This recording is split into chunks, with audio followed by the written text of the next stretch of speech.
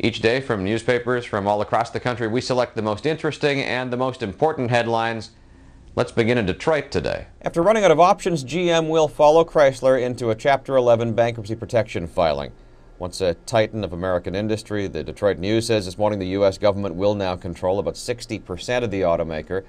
The New York Times calls President Obama's plan to temporarily nationalize the company a risky bet that puts the government in uncharted territory as a business owner. This is an economy that's getting a lot of people down, but have no fear, says the Chicago Tribune. The Sims are here. The latest version of the game will be even more popular in light of the country's economic situation because it allows players some element of control.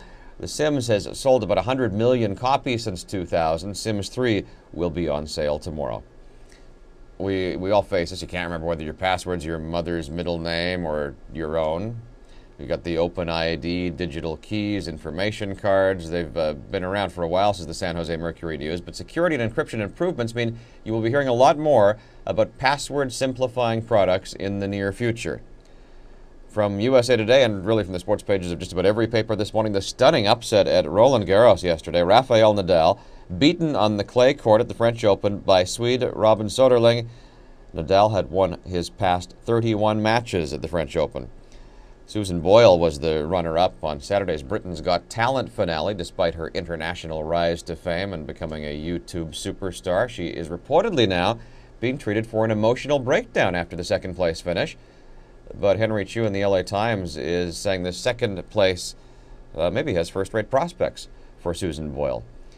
The New York Daily News says Eminem dropped the F word and stormed from his seat last night at the MTV Movie Awards. That after Sasha Baron Cohen dropped from the ceiling into the rapper's lap with his pants dropped. You can see video at patspapers.com. And finally, there are no grapes, and really there are no nuts, so what exactly is a grape nut?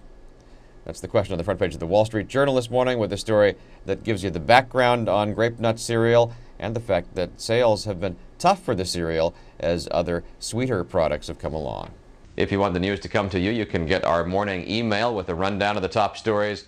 And you can find links to all the stories I've talked about today on our webpage. Scroll down on the main page, patspapers.com.